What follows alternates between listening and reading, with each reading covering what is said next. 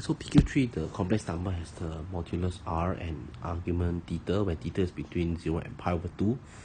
And W asterisk denotes the conjugate of W. So we need to state the modulus and the argument of P. Okay, so very quickly, right, for W, right, if you were to write it in the exponential form, we can also say that W, modulus R, argument T, so it's R e to the power I theta. Okay, and W asterisk denotes the conjugate of W. So we want to state the modulus and argument of P. Okay, so quickly, right, W asterisk, right, okay, so P is equals to W over W asterisk. Okay, so we want to find the modulus of P. The modulus of P, let me rewrite this later. The modulus of P, right, is the same as the modulus of W over W asterisk. Okay, and we learned before, the modulus of the quotient is the same as the quotient of the modulus. Okay, and we also know that if we talk about complex number, the modulus of the conjugate, right, in general is the same as the actual number itself. Also, if you let's say if I talk about quick one, actually I've shown this before, right? For example, let's say if W equals to x plus iy, right, and Wx equals to x minus iy, then mod of W, right, is just square root of x squared plus y squared, correct? We just square root the square of the imaginary and real part. Then W asterisk, right, is the square root of the real part is x squared. The imaginary part, you can see, is a negative y. So it's a plus negative y squared, which is the same as the square root of x squared plus y squared. So you can see that from these two, right, actually W is the same as modulus of W is the modulus of W asterisk. Okay, so from here, quickly we can say that here it's just it's the same as the mod of W over W. I mean, I'm going very long with that. If you can see it straight away, then you don't need, huh? Okay, I'll show you right one. So the mod of P is just 1. What about the argument of P? The argument of P, where P equals to W over W asterisk. Okay, the argument of P is the same as the argument of W over W asterisk. Okay, so argument of P is the same as the argument of W over W asterisk. It's the same as the argument of W minus the argument of W asterisk. And also we learned before that argument of W asterisk, the conjugate is the same as the negative of argument of W. This is the same as the minus the argument of W. Okay, so I hope you know this. Alright, we have studied this before. Then it's the same as just 2 argument W, which is 2 argument W, and therefore it's just 2 theta. Okay, so very quickly, the P itself, right, we can write it, the modulus is just 1 e to the power of I theta. So our theta argument is 2 theta.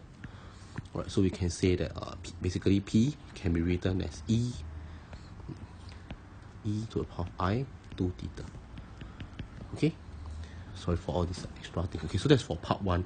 Part 2, right, given that P to the power of 5 is real and positive, find the possible values of theta. So P power 5, right, looking at part 1, right, this is our P, right? So P power 5, what will it look like? P power 5, right, will look like P power 5 would basically, because P is e to the power of I 2 theta, right?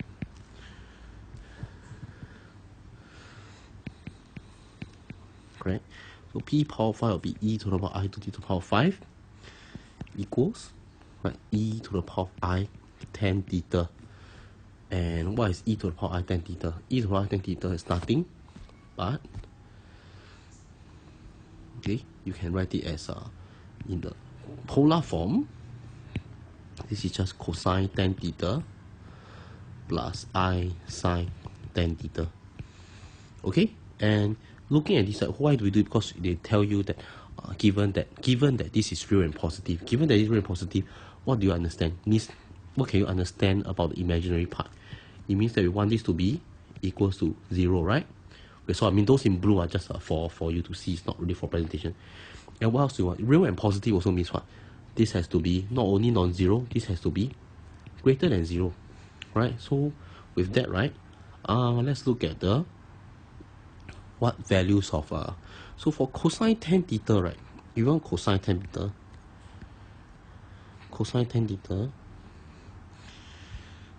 you want cosine tan theta to be greater than 0. So basically, if you know, like, okay, cosine, it means that you need to be a multiple of 2 pi, right? A multiple of 2 pi. So we know that for all the cosine 0, cosine 2 pi, cosine 4 pi, so on and so forth. Okay, so basically, for this we want 0, tan theta has to be a multiple of 2 pi.